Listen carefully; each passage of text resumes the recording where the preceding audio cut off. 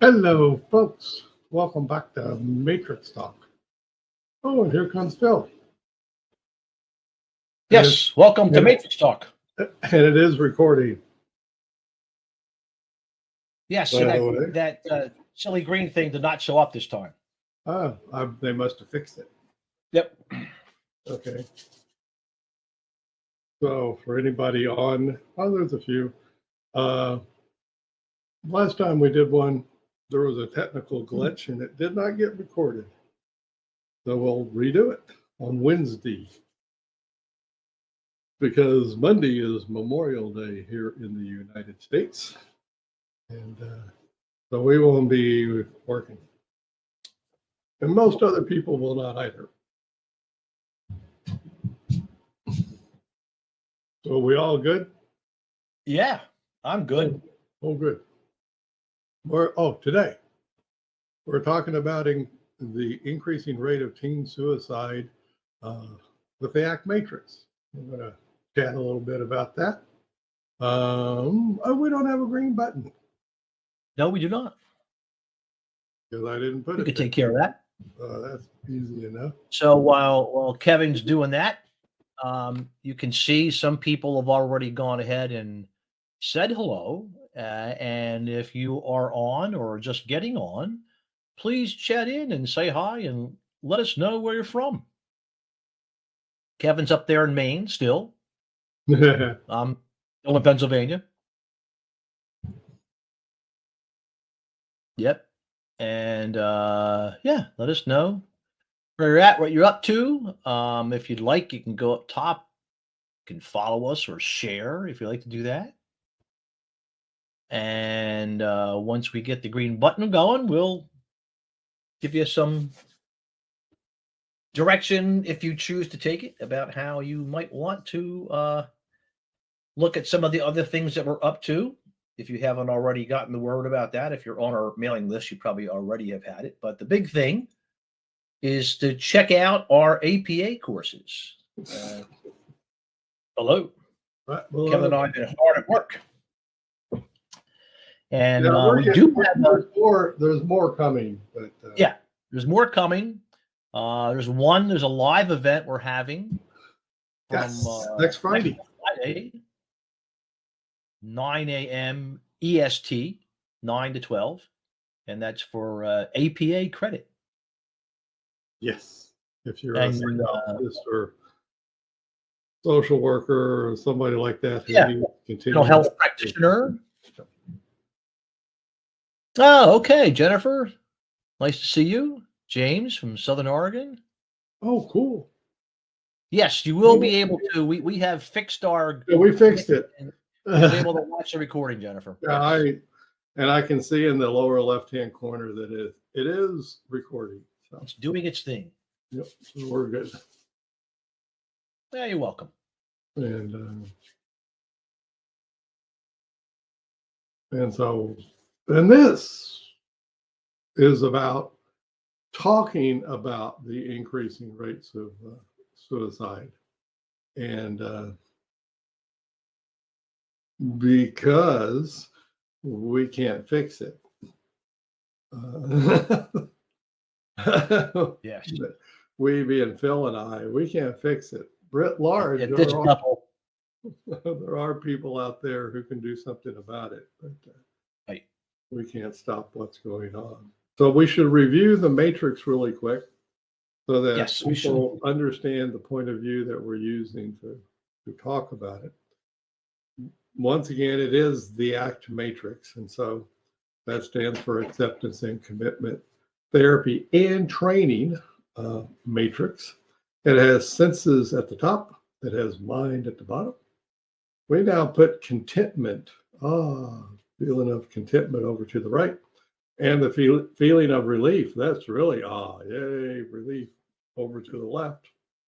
And we always start these conversations with the question, who's important to you? And that's what. So I'm going to say today, teenagers are important to me. That's a great place to start. Because that's why we put the put it here. So teenagers are important to me. I will say that. I'm going to say something that goes along with teenagers. Parents. Parents are, oh, there you go. Now, the typical stuff people put down are like their spouses, their children of all ages. And one of you, James or somebody, could type in and say, who's important to you? It's just nice if people type in. We can see the chat going, and looks like people are listening, all of that good stuff. We do realize that at times people are on devices that don't really work with chat. So, but if you're on your computer, for sure, on your computer. Oh, yeah. Don't say anything yet. It's a simple question. Wife, I oftentimes say my wife. Grandchildren, James said. Yay, James, grandchildren, yay. Exactly. Those kind of folks. And so now we know that who's important. Oh, and by the way, pets, people put pets down there all the time. So that's great, pets. So in the lower right. So who's important, including pets, goes in the lower right. So when you see the 4 quadrants, that's where the important folks and stuff go. Now, the next thing we talk about is over in the lower left quadrant, and we talk about yucky stuff that can show up inside of people. For example, fear. So everybody has fear. Keeps you alive because it keeps you out of danger.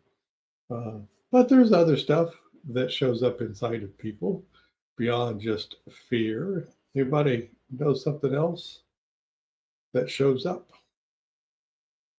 That's yucky. This is yucky stuff. So unpleasant to have going on inside of you. Everybody's stumped. Can't think of it. Which is unusual because humans have a lot of this stuff. Oh, yeah. A plethora. Well, let's say anxiety. Anxiety is very popular. And we'll put the other very popular one, which is, of course, depression. So, garden variety fear. People also have anxiety. People get depression. There's a course that we developed. This stuff with depression. There you go. Anxiety, depression. Exactly. That kind of stuff. Oh, other stuff people put down there. Frustration, pain, garden variety, physical pain. Oftentimes shows up down there. I mean, the list goes on and on, my gosh, of all the stuff we've seen with anger. There's the other A word, anger. How about exhaustion? Let's put exhaustion is popular. James says traumatic experiences. Yes. And that's sort of the trifecta these days, James, is PTSD, anxiety, and depression. That's the... Yep, they all go together. I mean, my wife was talking about something this morning. My wife is also in the business. She says somebody had PTSD, anxiety, and depression. Well, there you go. The 3 probably most frequently occurring yucky stuffs in this world right now. So with that, we go up top and it's behaviors. And we first review the behaviors in the upper left that we all do to get relief. There's that word relief from the yucky stuff. For example, fear. You might see me running. And running in such a way that it would be, oh my, Kevin's afraid of something. He's booking it. He's not in a marathon or something. No. But for something like anxiety, which is very popular, people do a lot of stuff for anxiety. How about hideout? Hide. Yikes! Good idea. I. Of course, Some we're people, not good at that. go ahead and put it up here. Some people use social media. Ah, They get anxious and they get on their phones. how about we're going to say scroll? Do the scroll. Scroll social media. Now, by the way, that's a relief move for a lot of things now, because it's right there in your hand. It's like having a Valium in your hand, or a drink in your hand. Instant. So people go for it for anxiety, depression, frustration, all kinds of stuff. Isolation. Well, isolate. Heck yeah. Stay home. Another relief move. A lot of people drink, or both, let's put it this way, both over the counter and illegal and prescription drugs, including alcohol. And medicate. Tons of what goes on, folks, for relief moves comes under the rubric of medication. It just does. Self-medication. Oh, yeah. Definitely. Yeah. So all of that stuff, and it's relief moves because you take it and it reduces or eliminates the pain. It reduces or eliminates the anxiety. And extraordinarily habit forming, because relief, the easiest way to think, probably in my opinion, is like you got a toothache. Ow, oh, yeah. ow. And you take something that almost instantly takes away the toothache. Yeah. Well, by gosh, addiction is starting, because as soon as that tooth starts to hurt again, bam. That's right. You can't beat the absence of a toothache. You just can't. Yeah, you're going to keep on hitting whatever you can to get rid of that pain, because it's extraordinarily unpleasant pain. So you get the idea, but all of the stuff, and so to think of it just briefly, like on a phone.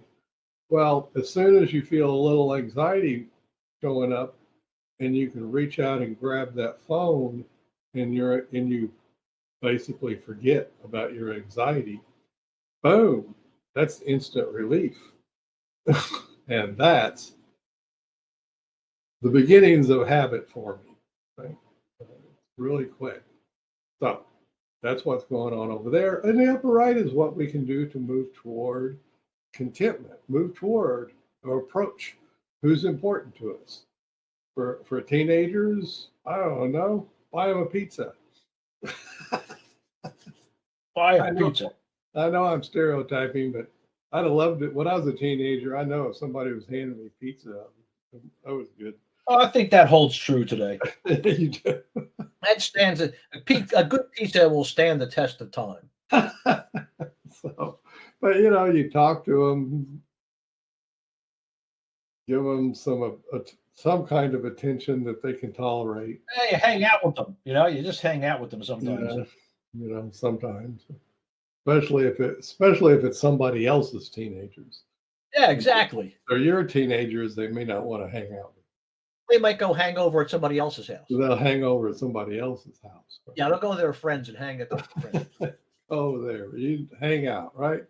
For what can we do for parents? Oh, I don't know. How about hug them? Hug them, give them a hug. Give them a gift card for a dinner for two or something.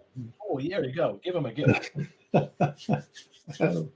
That's pretty good. For pets. Your spouse.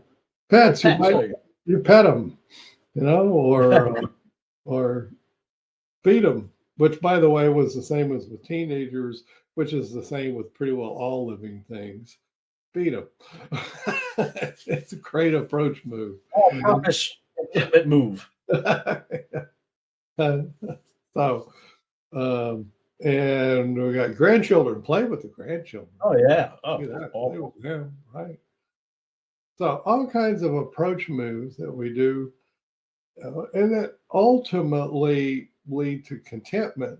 The problem with most of these things over on the right side, which is positive reinforcement, folks, but it's not as instant, or it's usually not as instant as the relief. That's always the problem between that. I mean, it's if you're doing rats in a cage or something and they hit a bar and they get food and they're hungry, well, that's almost instant. But a whole lot of stuff that we do as humans, you talk to somebody once, well, it's building a relationship, but it may not be a contentment relationship quite yet. Yeah. We haven't arrived yet. Yeah, these things take time to develop. Time and effort. We're over on the left side, by definition, it's fast. Instant. It's almost instant, or at least you take the Tylenol and your Close headache to it. Side in 15 or 20 minutes, pretty quick. And so you do have that problem.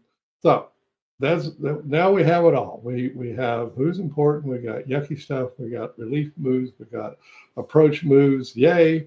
And now we're going to put something in the middle, and we're going to say you might have the opportunity to notice all of this stuff showing up in your life in the next week or so. I know I will. I'll have the opportunity. Doesn't mean I will notice, but at least I'll have the opportunity to notice all of this stuff. And if you're still with us online, you can say whether you think you'll have the opportunity or not. Maybe somebody will answer or not. So we're going to use that point of view to talk about the increasing rate of teenage suicide. Yes. Increasing rates of teenage suicide, which is a fact. This is not, it's been building for some years now, up to the point now the Surgeon General of the United States put out essentially a warning. Yes. So it's been going up at a rate that's beyond what you would expect. And they say, well, how would Kevin know that? I started in this business on a hotline, suicide hotline. So that was in the late 70s that I started. So I've been hanging around this neighborhood for a long time. Oh, yeah? And so the rates have gone up, and alarmingly so. And so then what's going on? So, but before we talk about that, let's go to something that some people may not know, which is the original seeds of acceptance and commitment therapy and stuff was based on a philosophical kind of question, which is, why is it that humans will kill themselves?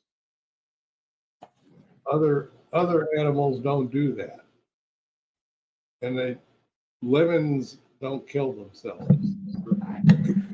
Yeah, they're running and they go off the side of a cliff, but it's not that. No, humans will, and sometimes plan for a long time, months or even a year. Yeah. Get themselves all organized. Right, all kinds of organization, and so what's going on? So that was the question,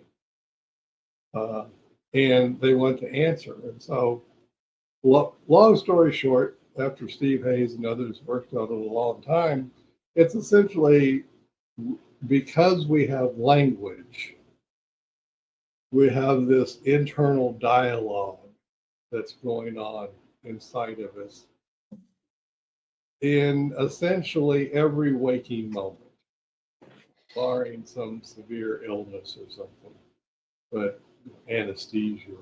But anesthesia, you're awake, but you're not awake, that kind of thing. But no, if you're awake, you got this junk going on. Yep. Inside of you. Essentially, it comes down to a human will kill the self to get away from their own mind. That's basically the rub of it. that the tormentor. Yes. And maybe some of you have such a mind that torments you. I know I do. I will fess up. Oh, mine starts with right first thing in the morning. Usually, sometimes it actually does starts before the morning. Yeah, I mean, you know, and you got, it just messes with you. Yeah. Yeah, it's always poking at you. And I'm pretty calm, cool, collected, and I'm not thinking of killing myself or anything like that. It's not that, but nevertheless, I got an internal tormentor. Yeah. So if I got a tormentor, good Lord, other people got worse ones, and that's the thing. They become so bad, and so the pain becomes so great. Yeah. That the person kills the self, and that's the phrase, because you're going along. So let's do a little bit of ACT. Yes. So ACT is based on the idea that language gets us stuck. Languaging to ourselves, which is called cognition, can lead to us being mightily stuck. And the reason is that words take on both the sensory qualities and the emotional qualities, such that when you hear the word, you feel all that stuff. Have the experience. The experience shows up. Somebody mentioned PTSD. Well, that's the thing. So you get reminded of a traumatic memory, and boom, now suddenly you're feeling as if the trauma were happening all over again. Yeah, here we go again. But it's not. I mean, you're in a perfectly safe place. Right. You're not there. But the inside of you is saying, oh my gosh, the trauma is happening again. Warning sirens are going off. Exactly. All the stuff, I mean, the examples of war veterans who hear a car backfire and drop to the ground and stuff. But and I think most of us have some kind of experience in the past, even if they're not fully traumatic. We get reminded of them and we feel pretty crappy. Yeah. That's that language showing up and hitting us. So that's what's going on. So as words are coming at you from both inside of you and outside of you, you're having these emotional responses to them. And you can't not have them. You can't turn them off. You can't turn them off. That's not it. People say, well, change your thoughts or whatever. Yeah. No. But after a lot of practice, your amygdala, which is your warning center of your brain, learns that, that feeling is dangerous. So when you hear a word and the feeling is triggered, it just is. There's no, gee, I heard that word and I wonder if I should have a response to it or not. No. Nope. Pace of action is required here. Boom. Right. I mean, it's boom. And so you got, no human has any defense. No. It's now, what you can do is try and pick up the pieces after you hear the word. So boom, I'm on the floor hiding from bullets, and a few moments later it's like, oh yeah, there wasn't a real bullet. And I know what this is now. Right. And maybe I can get on top of it, meaning, I can take a few deep breaths and go, okay. Settle back in, get on about my business. I'm good. Okay. But nevertheless, and I've worked my whole career with PTSD. Well, the best you can do is through a whole lot of practice, get to where the reminders only affect you a bit. Yeah. But they still affect you. It's just, you don't have an extreme of response. And you can certainly recover much faster with a lot of practice, you can go, oh yeah, okay, I was just reminded I'm okay. You know, you can quickly, whereas before it can take a long time.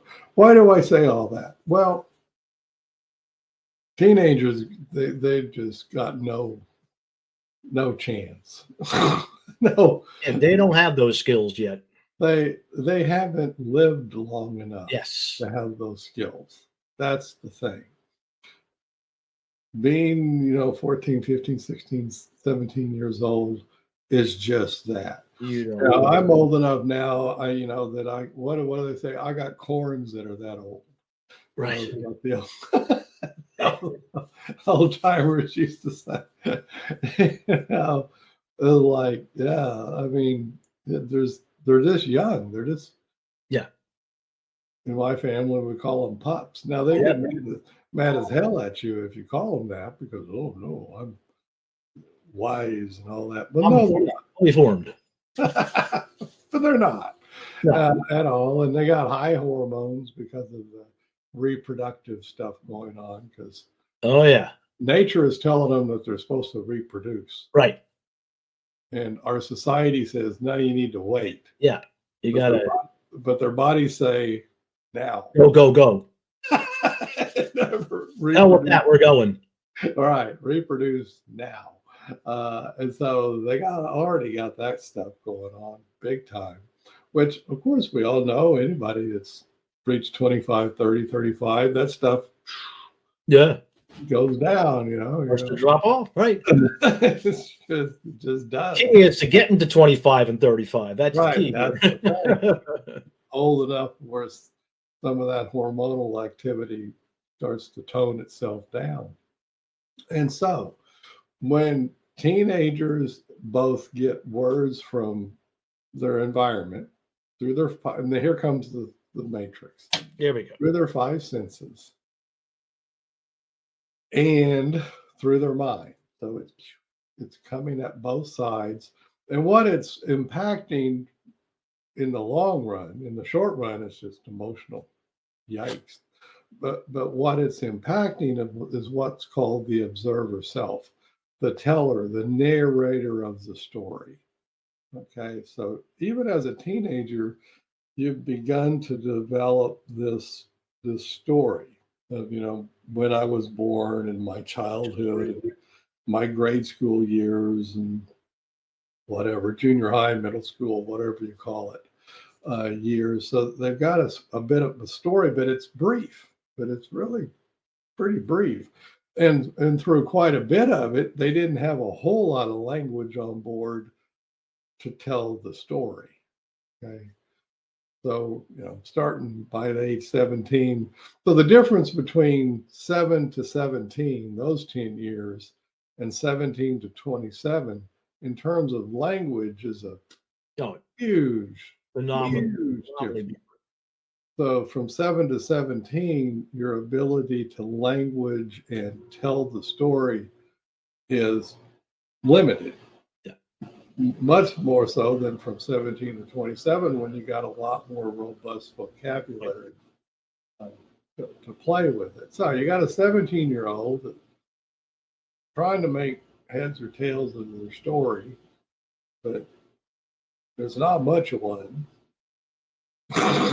They just got a couple of chapters in. But in the best of circumstances, it's because the first parts of it are really limited.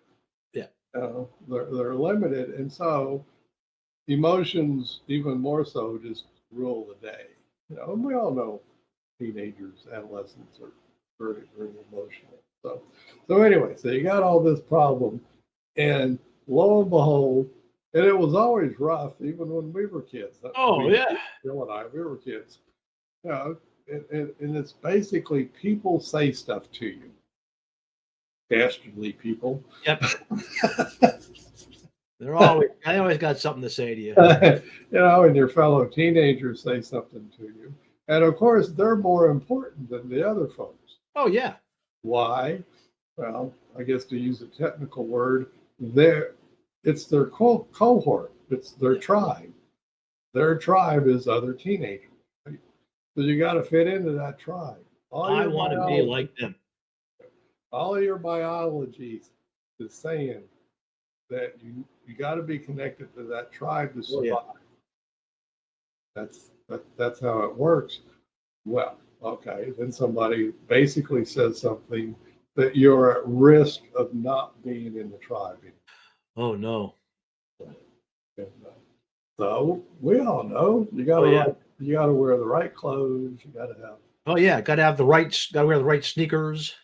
Yeah, right, everything. Have the right phone. Right phone, right nowadays. And so earbuds.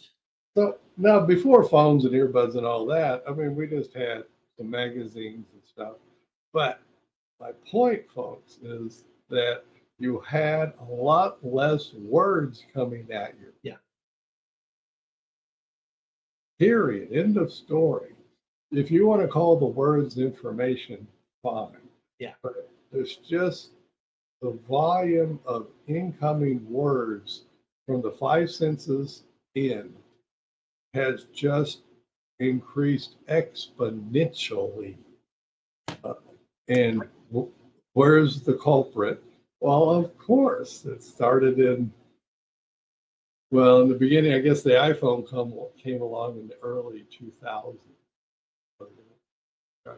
And that's when it really took off, because first iPhone and the Google phones, Android phones, and whatever, you got a phone. Yep. And it's phone access stuff. Instant access to words. Tens of thousands of words, most of which are ofs and these and its and stuff buts that don't amount to nothing, but enough of those mixed in, they amount to something. They hurt a lot. And so now the kids trying to process that. Okay.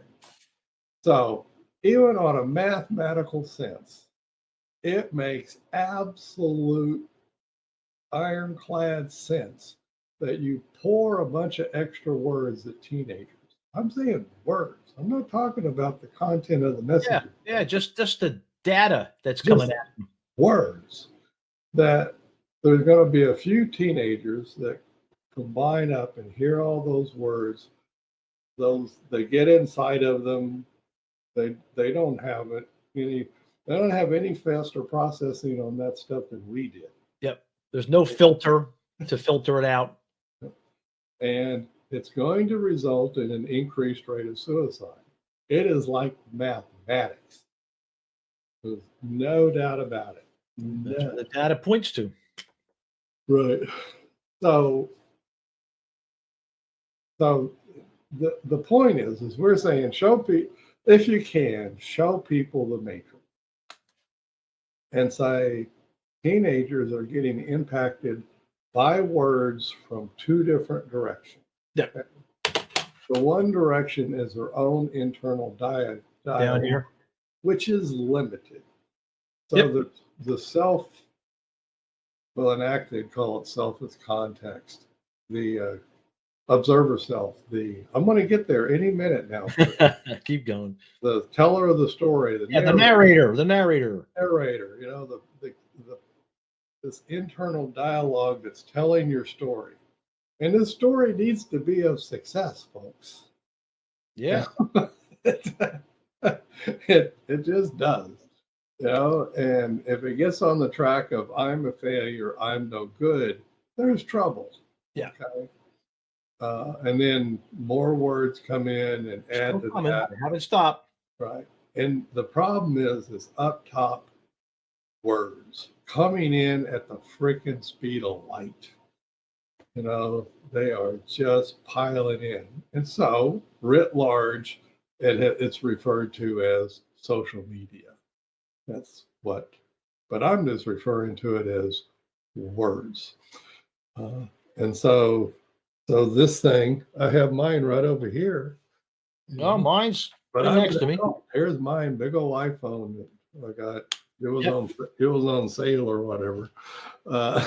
You know, but that thing is nothing but an instant word. It's shooting words at me. Okay. Now by the way, as Phil knows well, I don't even get on social media. If you say, well, I saw you post on Facebook, no, you didn't. No. Someone behind the scenes you saw somebody else post on for me. Right. Because I'm fortunate enough to be able to do that. But because I know better. And why do I know better? I don't want all those extra words. You have to expose yourself to that when you do. And you're literally just exposing yourself to more words. So you as an adult that are maybe watching, you turn on the TV. Don't think of it in terms of the content, okay, which if you like the content, it's one response. If you don't like it, it's another response. Okay, fine. Yeah. It's the problem is it's words. Yeah. And you're going to process the words. It's just it. Now TV has images, so great. Yeah. But as of right now, I'm just talking words. Okay, I fully understand. They all have pictures too. That just blows out the friggin' thing. Yeah, it tears it up. Okay, so right now, of course, the answer is to tell all teenagers to stop consuming social media. That ought to do it. I want to let Phil do that. Well, let me ask all those people out there that have tried to wrest their cell phones from said teenagers, either parents, teachers, anywhere. No, because now those have become you have to be connected to the tribe. Well, they're an extension of me. It's an extension of me. That's your village, folks. Yeah, these are my people all here. You take away the phone and you just took them away from the village. Absolutely. Now they're cut off. Setting off the part of totally not verbally mediated feeling that, oh my God, I'm being cast out from the tribe. And that's going to kill you. So, and that would be your amygdala talking, folks. So my point is this, is like, and of course, this is going to take high up stuff. Yeah. But here, I'm going to say the words unfettered capitalism, called unfettered capitalism, meaning that you're running the economic engine of capitalism, and you don't have any stops on it. It's unfettered. And the problem with that is it will eat up the universe. That's the problem with it. Go ask an economist. And we humans are really not good at regulating that. And so the only way humans have managed to successfully deal with capitalism, and I'm not against capitalism, I think it does a lot of good things. However, I love cars too, but I don't think they should go 1,000 miles an hour. Yeah. Which that's unfettered capitalism. Productive capitalism is one that's going 55, 60, 65 miles an hour. And with good gas mileage. With good gas mileage, seat belts. Yeah, safety features built in. All that, see all those safety features. So you got, hey, I got me a good car and it's really safe, right? Or I can be driving an engine with a steering wheel with no brakes. Otherwise known as a missile. Yeah, a friggin' missile, man. And then that's unfettered capitalism. Well, that's what the United States, and the whole thing of capitalism is if you get money and you're of the type that doesn't have much empathy at all, you get money and you say, well, what can I buy? Oh yeah, a congressman, right? They recently apparently bought a Supreme Court justice. So yeah. Why stop there? Yeah, it's amazing what you can buy with a whole lot of money. The problem with that is like, oh, do you want to put a harness or safety stuff on my capitalism? I'll buy a congressman. Think again. I'll take them off. Well, they think it's a good idea because it's a way to make more money, but you end up with unfettered capitalism and it eats stuff up. Very corrosive. Don't ask me. Go study history, folks. Yeah. I'm not trying to be. No, not me. No, I'm a middle of the road kind of guy. I just see the way they are. But as I said, once again, I am for capitalism with the appropriate restraints on it. It needs to be fettered, not unfettered. The problem is, okay, I need to make money. A great place to make money nowadays is to go get teenagers. I'll sell the teenagers. What's the best way to sell to any human is to keep their eyeballs on the screen. Yep. That's what your job is as an advertiser. If you ever, in the old days, if you got what's called these really long sales letters you get in the mail, and maybe they're well written, and so you read the first paragraph and go, oh, I want to find out more. And you read another paragraph, and pretty soon, you're 5-6 pages into this called a long form sales letter in the business, folks. The whole idea was to keep you engaged. The longer you're engaged, the higher the probability you will buy. That's simple. So social media is basically a big old long form sales letter. Keeps them engaged until they buy something.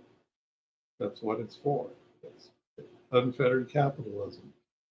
And now you can tell these people, oh, by the way, your constant barrage of words and images at these young people, you're killing some of them. Yeah. Literally, you're killing some. The end result is people, right. So everybody take a deep breath and figure out how to get that stopped. I'm not sure, but it probably has to do with unfettering capitalism a bit somehow. Because I don't know, maybe if you go to them and talk to them reasonably, they'll stop. They might. But I know one thing, as long as you have these people whose job it is to send lots of words and images at young people to keep them engaged, you're going to continue increasing the suicide rate. Yeah. Because they do not have the intellectual stuff to do. Some adults don't either.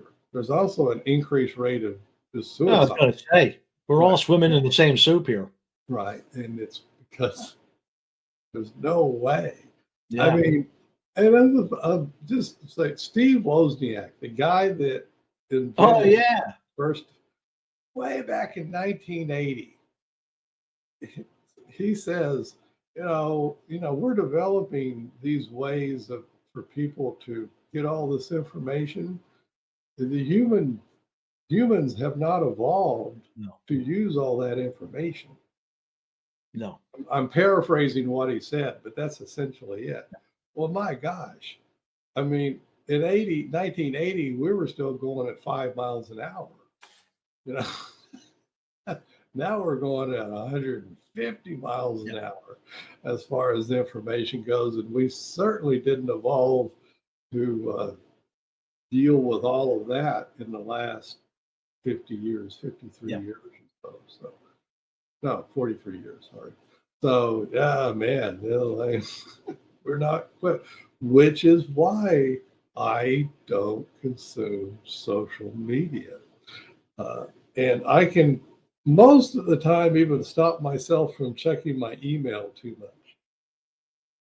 Because the one thing is that there's so much important stuff. I mean, like bills and stuff that come in via email that you really do need to check your email. You have to pay attention. Right. Because it's just like you needed to go check your mailbox in the old days. So now you really got to do both. Some people still send you paper bills and stuff. You get them at your, the end of the road or on your porch on the mailbox. But the other way now is email. So you got to check it. Aha, trap. How often do you check it, Phil? Oh, multiple times a day. And what do people, even like Phil and Kevin? And I'm really not wanting to do it. And all right, but we send out emails to tell you about this, so it's a necessary evil to tell people about stuff, just like snail mail was back before the internet. We all got junk mail, and I still get lots of junk mail. Oh yeah, well that doesn't stop. Yeah, lots of it. But we also, junk. Oh, a check. Yeah. Oh yeah. Look at that. I'm glad I opened this one up. Yeah, look at there. Somebody sent me money. All right. So, and that's a reward right there. Right? That's an instant one right there. So anyways, back to it. So teenagers, because they're trying to develop contentment, okay? Yes. They're on the right side of the matrix.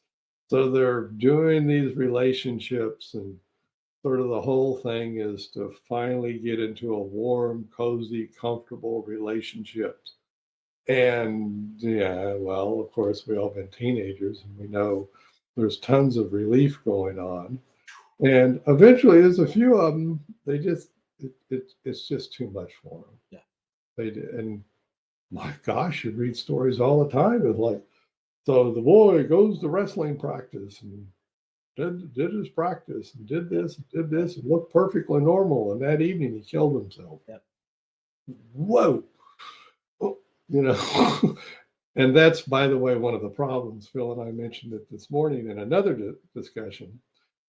Teenagers usually have plenty of energy to kill themselves. Right. If you haven't been in the business, if somebody's in deep, dark, almost immovable depression, they're not going to kill themselves. Not getting out of bed. You're not. But it starts the energy. In that period of when it starts to lift. That's the highest. That's the danger point. Yep. Well, teenagers got that almost all. They're always there. Yep. So it's a really, really ugly mix. But how you shut off the words and images going at them through phones. I can't. I don't have the power to stop it. But I do have a conversation tool, and that's what we're showing you today, the conversation tool, which is the ACT matrix. That one. If you can say, all kinds of stuff is coming in. Up here. Most of it has to do with setting up yucky stuff. Why? Because in order to sell to people, you create problems. Yeah. You basically say you're not good enough. Right. If you'll buy this product, you'll be good enough. Yeah. You're incomplete. Buy this and you'll be complete. Get up there. Get some relief. Right. And so these images, these words are coming in, setting up lots of yucky stuff. And then now the advertisers say the relief move is to buy the sneakers or buy the phone. Or whatever. But in the end, some of them are going, I just can't take this. Yeah. They do so in ACT, the ultimate escape from your own mind is in the upper left. Way, way, way, way up in the upper left corner, which is suicide. You just shut it off. You just decide, I cannot take this tormenting anymore. That's the ultimate problem solver right there. Ultimate, the vets in my program, of course, we knew of suicide. They would say it's a permanent fix to a temporary solution. Yeah, yep. I've used that quite a bit over the years with my youngins. By the way, folks, just so you know, like if you people jump off the Golden Gate Bridge in San Francisco. It's actually pretty frequent to kill themselves, but it's not like putting a gun into your head and shooting. It's not perfect. The reason I say this is because some of them live. They actually make it. They make it. They make it. They live. Yeah. Like 100% of them say right after they jumped, they said that was a mistake. Bad idea. Bad idea. Right after they jumped. Okay. So, and they were, every one of them, glad that they lived and got some more years on them, and then realized, okay, that was a temporary problem. I recovered from that and moved on. Moved on, right. So the suicide's a really crappy fix. Yeah. Now, on the other end of the thing where people are in hospice and near death and all that, I'm not talking that. That's a whole different kettle of fish. But this one, you got somebody who's robust, they can stay alive. They're literally killing themselves to get away from their own mind. Yes. That's it. So everybody go have a conversation about teen suicide. Play the culprit, but make it simple. The culprit. Oh yeah. Too damn many words coming at teenagers. By the way, if you had them all put down words and started reading books, that would fix it. Why would that fix it? Reading a book. You slow it down. Yeah. You slow it down to a manageable pace. That's it. You can only you turn the spigot so it's not blowing at you. Got to turn the spigot down. You got to somehow do it, because there's no way the teenagers are going to evolve in the next few weeks to deal with all this information. And by the way, if you're an adult, nor you, I would. Yeah. If you want same goes for adults. Oh yeah. If you want some mental health, don't do the social media so much. Yeah. Turn off the news. And I don't care what news. I don't care if you're a liberal watcher or a it doesn't matter. No matter. As far as your mental health goes, you'll be a lot better off going out and taking a nature walk. Because one reason why people like taking nature walks is because that is the speed at which your mind can deal with information. That's the speed of life, folks, when you're walking around. So slow it Let's down. face it, that is the speed of life. So you're taking in information from your five senses, right? So the question becomes, how do we slow down the fire hose of words that we've got going at teenagers? Yeah. And they're all doing it to fit in.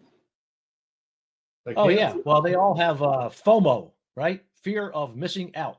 Fear of missing out. Oh yeah, that's it. I can't put the phone down. I can't. And they wake up in the middle of the night and they're right on through the phone. Or they're up all night on it.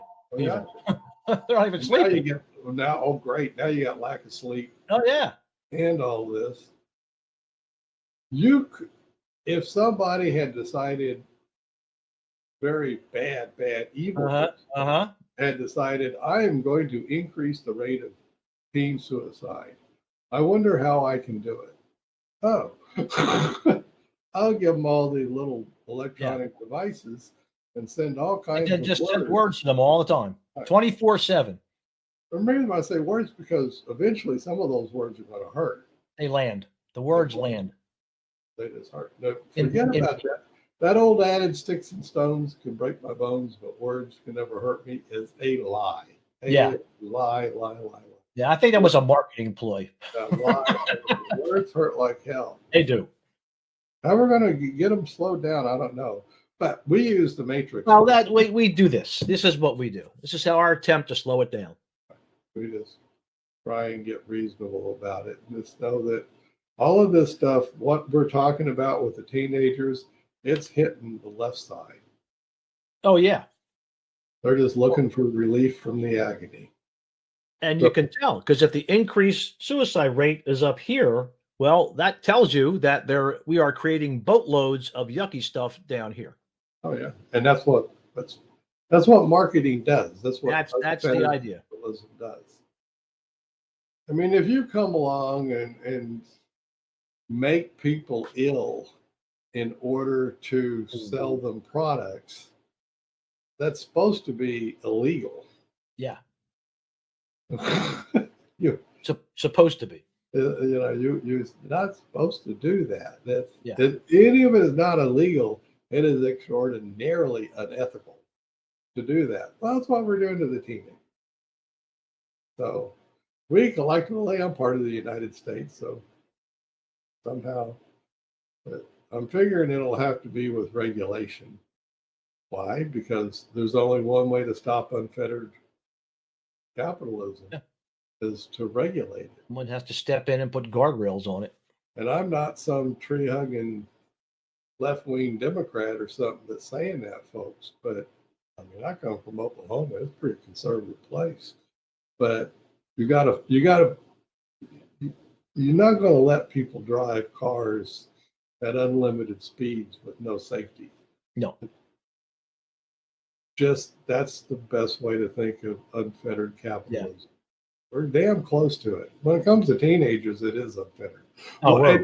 Now, as much as you'd like to blame, I will say, when they developed all these social apps, there weren't any laws. No. It was the Wild West. Wow, they just did it. Did it. So we're going to come back around and fix it. So. But have good conversations. And I mean, if a teenager does listen, is like, something like this might work. No human is able to deal with all the words that are coming at you. Yeah. No human. We're not built that way. So you don't say teenagers can't, because they'll take that.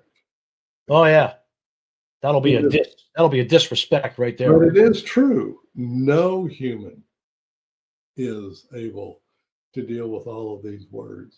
It's really hurting us right now. Yep. Phil and I oftentimes talk about curating our. Yes. I seldom turn on the news now. Very seldom. I just can't take it. But I can't take the words, folks. It's all the words. It's a whole lot of words. Yeah. And like, whoa. Those things hurt. Those are dangerous. So let's see if we can have decent conversations and see if we can do it. We're off on Memorial Day, which is coming up. Now, if you're watching the recording a year from now, it doesn't matter. Don't matter. But just anybody who does join us live quite a bit, we will be off on Monday because it's Memorial Day. Right. We are going to redo the introduction to acceptance and commitment therapy and training, because the last one did not get recorded.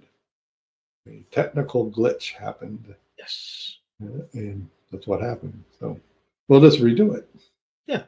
Because we've already done it a bunch of times before. No big deal. We'll do it again. Yeah, the recording will be there this time. However, it does evolve each time. But we'll do it next Wednesday. And then a week from today, there's a training. If you go to check out our APA CE courses by clicking here, there is a live training where we're going to be on a Zoom call doing a 3-hour CE event next Friday morning. Yes. And we probably won't do a crowdcast that day. No, I would not expect that you would see us here at one. As a matter of fact, I can tell you, we're not going to do a crowdcast. That would be not psychologically good for us to do that. So we won't do that. We got to live by example. Yep. Hey, folks, slow down. Take time to smell the roses. Take a walk. Take a slow walk. Take a slow walk. Yeah, slow it down. I know it sounds like a euphemism or whatever they call it, but it's true. Slow down. Yeah. And we shall see. Happy Memorial Day to all. Yes, everybody. Enjoy. Stay safe. See you next Wednesday. Yeah. Bye-bye. Bye.